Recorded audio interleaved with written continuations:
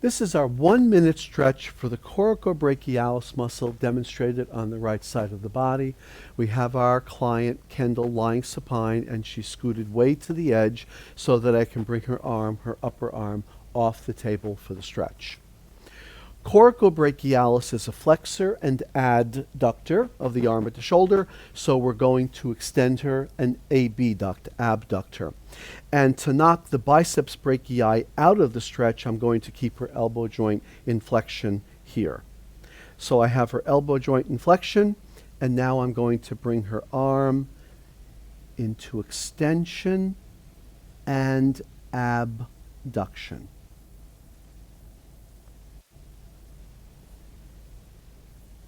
And that is our 1-minute stretch for the coracobrachialis demonstrated on the right side of the body.